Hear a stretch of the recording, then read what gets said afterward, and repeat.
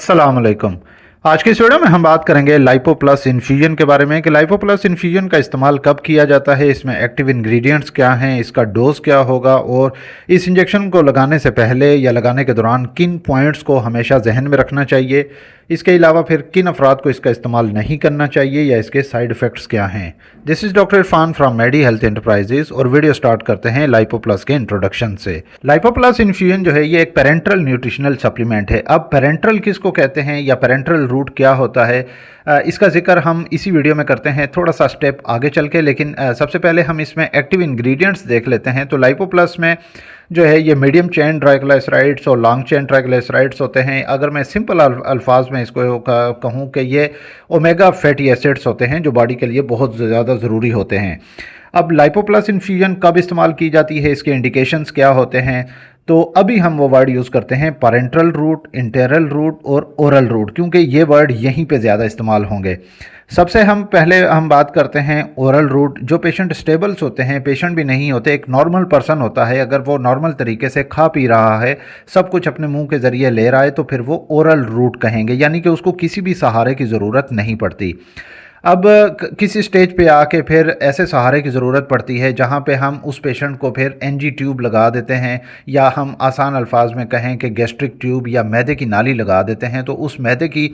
नाली के ज़रिए हम फिर मैदे तक खुराक पहुँचाते हैं, फिर वो वहाँ पे जाके डाइजेस्ट हो जाती है। तो यहाँ पे ये एक सहारा बनता है जिसको हम एनजी ट्यूब कहते हैं, इसको कहते हैं हम एंटेरल रूट। इसके बाद आता है पेरेंट्रल रूट। जो है पेरेंट्रल रूट हम कहते हैं जब भी हम आपने अक्सर क्लिनिक्स में देखा होगा, ड्रिप लगाते हैं, इंजेक्शन लगाते हैं, या कोई भी जो है वो हम इंजेक्शन या ड्रिप लगाते हैं, उसमें ताकत का हो या किसी भी बीमारी का हो, एंटीबायोटिक हो, तो वो पेरेंट्रल जो है वो रूट कहलाएगा। अब जो चीज़ जिस्म को ताकत देती है उसी चीज़ को पेरेंट्रल न्यूट्रिशन कहते हैं, ठीक है। तो अब पेरेंट्रल रूट को आईवी रूट भी कहते हैं, पेरिफेरल लाइन भी कहते हैं और सेंट्रल भी कहते हैं, क्योंकि ये सीवीपी के ज़रिए भी दी जा सकती है। तो अभी हम अपने टॉपिक की तरफ वापस आते हैं, लाइपो प्लस के इंडिकेशंस, जो कि जब पेशेंट ओरली ना ले सक रहा हो, यानी कि मुंह के ज़रिए कुछ भी खाना पीना ना हो, वो इतना ज़्यादा बीमार हो चुका हो या किसी भी लंबे अरसे की बीमारी ने घेर लिया हो या अचानक बीमारी का हमला बहुत ज़्यादा हो गया हो, जिस तरह अक्सर पेशेंट्स में ये पॉसिबल हो जाता है। इसके अलावा फिर सर्जरी के बाद भी ये पॉसिबल होता है कि पेशेंट की सर्जरी हो जाती है, उस पेशेंट में इतनी स्टेबिलिटी नहीं रहती कि वो उस पेशेंट को फिर जो है फिर इसी पेरेंट्रल जो है रूट से फिर उनको सप्लीमेंट्स दिए जाते हैं या इंजेक्शन दिए जाते हैं या फिर जितने भी सप्लीमेंट हैं वो दिए जाते हैं। या इसके अलावा फिर अगर किसी भी बीमारी का हमला हो, जैसा कि आईसीयू पेशेंट्स होते हैं, क्रिटिकल पेशेंट्स होते हैं जो कि बीमारी का हमला बहुत ज़्यादा हो चुका होता है, जिस तरह आप देख रहे हो कि टीबी के पेशेंट हो सकते हैं, कैंसर के पेशेंट हो सकते हैं, इसके अलावा किसी भी लंबे अरसे की बीमारी हो सकते हैं जो कि पेशेंट को स्पेशली वार्ड में एडमिट करना पड़ता है, अस्पताल में दाखिल करना पड़ता है। किसी भी लंबे अरसे की बीमारी जिसको हम लॉन्ग टर्म इलनेस कह सकते हैं, या फिर बॉडी में अगर बहुत ज़्यादा सीवियर इन्फेक्शन हो जाए, चाहे वो अक्यूट कंडीशन का हो चाहे वो क्रॉनिक कंडीशन का, चाहे यानी कि अचानक से हो जाए या लंबे अरसे की बीमारी से हो, फिर उन पेशेंट्स में ये लाइपो प्लस इन्फ्यूजन का इस्तेमाल किया जाता है। अब आपको तो समझ आ गई होगी पेरेंट्रल न्यूट्रिशन का, ठीक है। ऐसा सप्लीमेंट जो जिस्म को ताकत दे उसको हम पेरेंट्रल न्यूट्रिशनल सप्लीमेंट कहते हैं, जो कि हमें वेन के ज़रिए लगाना पड़े, किसी भी कैनुला के ज़रिए वेन जो है रग में लगाना पड़े, उसको पेरेंट्रल न्यूट्रिशन कहते हैं। अब ये बात तो आपको क्लियर हो गई कि लाइपो प्लस इन्फ्यूजन का इस्तेमाल हमेशा हम जब पेशेंट ओरली ना ले रहा हो, इंटरनल रूट भी उसका पॉसिबल ना हो, यानी कि एनजी ट्यूब के ज़रिए भी पॉसिबल ना हो पाए और मुंह के ज़रिए भी खाना पीना ज़ाहिर है पॉसिबल नहीं है, तभी तो एनजी ट्यूब लगी थी, फिर जो है पेरेंट्रल न्यूट्रिशन पे हमें जाया जाता है। अब लाइपो प्लस करता क्या है? लाइपो प्लस जो है ये एनर्जी प्रोवाइड करता है बॉडी में, फिर जो बॉडी के लिए इसेंशियल फैटी एसिड्स रिक्वायर होते हैं वो प्रोवाइड करता है। इसके अलावा फिर जो बॉडी में हमारा मेटाबॉलिक सिस्टम है, जिसको हम आसान अल्फाज में कहें कि बॉडी की जो मशीनरी है जो खाना डाइजेस्ट कराने में, खाने को चबाने में या बॉडी के सिस्टम चलाने में मदद कर रही होती है, उसमें पॉजिटिवली इम्प्रूवमेंट लेकर आता है ये इंजेक्शन। फिर इसके अलावा जो पेशेंट लंबे अरसे तक बीमार रहते हैं, फिर उनमें मेटाबॉलिक रिकवरी जो है वो बहुत ज़्यादा स्लो हो जाती है, उनमें बहुत ज़्यादा वीकनेस हो जाती है, ज़ाहिर है बॉडी फिर उस तरीके से काम नहीं कर पाती, बॉडी भी कॉम्प्रोमाइज़ हो जाती है, बॉडी उस हिसाब से चल नहीं रही होती, उतनी तेज़ी से वो रिकवरी कर नहीं रही होती। तो फिर इसी इंजेक्शन के ज़रिए जब ये सप्लीमेंट्स दिए जाते हैं तो मेटाबॉलिक रिकवरी को फास्ट करवाने के लिए फिर ये इसका इस्तेमाल किया जाता है, बॉडी की थोड़ी सी ग्रोथ बनाने के लिए, फिर इसके अलावा जो बॉडी के टिश्यूज़ जो डैमेज हो चुके हैं उसको रिपेयर करने के लिए, ओवरऑल अगर हम देखें तो इसका जो रिस्क होता है इन्फेक्शन का, क्योंकि बॉडी में जब भी वीकनेस बहुत ज़्यादा होगी तो इन्फेक्शन के रिस्क बहुत ज़्यादा बढ़ जाते हैं। इवन के कुछ पेशेंट्स हमने देखे हैं कि जब भी इन्फेक्शन बॉडी में सीवियर हो, जो कि पूरे ब्लड में फैल चुका हो, पूरी बॉडी में इन्फेक्शन हो गया हो, तो फिर वो डेथ होने के चांसेस बहुत ज़्यादा बढ़ जाते हैं, जिसको हम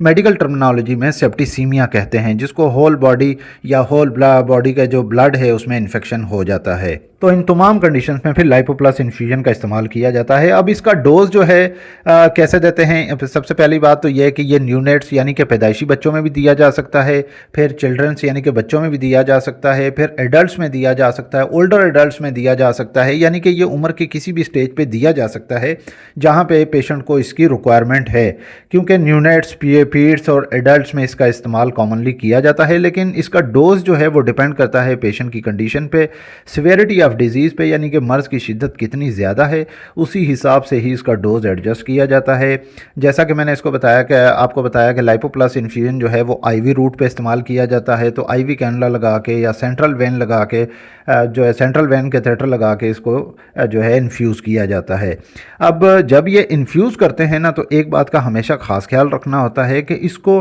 लाइट से प्रोटेक्ट करना होता है, क्योंकि ये लाइट सेंसिटिव इंजेक्शन है, इसकी स्टेबिलिटी नहीं रहती लाइट पे, यानी कि रोशनी में इस इंजेक्शन को नहीं रखना चाहिए। और इवन के जब आप इन्फ्यूज़ कर रहे हैं तो फिर भी इसको कवर कर देना चाहिए किसी भी कपड़े के साथ, या इसका जो कवर आता है उसमें आप कवर कर सकते हैं, या फिर आप कपड़ा डाल दें ताकि जो तेज़ लाइट है वो इसको इफेक्ट ना करे। क्योंकि इस इंजेक्शन पे अगर तेज़ लाइट पड़ती है तो परऑक्साइड फॉर्मेशन हो सकती है। तो परऑक्साइड फॉर्मेशन से प्रिवेंट करने के लिए, इसको बचाने के लिए फिर इन्फ्यूजन के दौरान भी इसको कवर करना होता है लाइट से। अगर हम बात करें लाइपोप्लस की कंट्राइंडिकेशंस, यानी कि किन पेशेंट्स को इसको इस्तेमाल नहीं करना चाहिए, ऐसे पेशेंट्स जो सीवियर हेपेटिक या रीनल फेलियर में हों, यानी कि या तो वो जिगर के जो है अमराज में मुब्तला हों जहाँ पे जिगर बिल्कुल काम करना छोड़ दे, उस कंडीशन में भी नहीं लगाया जाता। इसके अलावा जो पेशेंट्स रीनल फेलियर में होते हैं, गुर्दे बिल्कुल फेल हो चुके होते हैं, गुर्दे बिल्कुल काम नहीं कर रहे होते, उस कंडीशन में भी इसका इस्तेमाल नहीं किया जाता। हाँ, जिन पेशेंट्स में डायलिसिस होता है उनमें इस्तेमाल करवा सकते हैं। इसके अलावा जिन पेशेंट्स को एग की एलर्जी हो, यानी अंडे की एलर्जी हो, फिश एलर्जी हो, इसके अलावा अगर उस पेशेंट का ट्राइग्लिसराइड कोलेस्ट्रोल जो है वो 1000 mg पर डेसीलीटर से ज़्यादा हो, फिर इस कंडीशन में भी लाइपोप्लस लगाने में बहुत एहतियात से काम लिया जाता है। और जब भी ये इंजेक्शन लगाते हैं तो हमेशा क्लिनिकल मॉनिटरिंग करते हैं, जिसमें ट्राइग्लिसराइड लेवल, कोलेस्ट्रॉल लेवल और इलेक्ट्रोलाइट्स और LFTs, RFTs यानी कि लिवर फंक्शन टेस्ट और रीनल फंक्शन टेस्ट लाजमी चेक किए जाते हैं। अगर हम बात करें लाइपोप्लस के साइड इफ़ेक्ट्स के बारे में, तो लाइपोप्लस इंजेक्शन के जो साइड इफ़ेक्ट्स हैं वो बहुत कॉमन से होते हैं, जैसे इंजेक्शन साइट पेन हो गया, रेडनेस हो गई, हेडेक हो गई, GI अपसेट यानी कि मैदे का ये डिस्टर्बेंस कर सकता है। अक्सर पेशेंट्स में ये डायरिया भी हो जाता है। इसके अलावा फिर बहुत से रेयर जो है साइड इफ़ेक्ट्स हैं, लेकिन वो हमने प्रैक्टिस में देखे नहीं हैं। तो ये वीडियो आपको कैसी लगी कमेंट करके लाजमी बताइएगा। इस वीडियो को लाइक कर दीजिएगा, और अगर आप मज़ीद ऐसी हेल्थ से रिलेटेड मेडिकल इन्फॉर्मेटिव वीडियोस देखना चाहते हैं तो मेरे इस यूट्यूब चैनल मेडी हेल्थ एंटरप्राइजेस को सब्सक्राइब कर लें और साथ ही बेल आइकन का बटन ऑन कर लें, ताकि हर नए आने वाली वीडियो का नोटिफिकेशन आपको मिल सके। तो मिलते हैं नेक्स्ट वीडियो में, तब तक के लिए अल्लाह हाफिज़।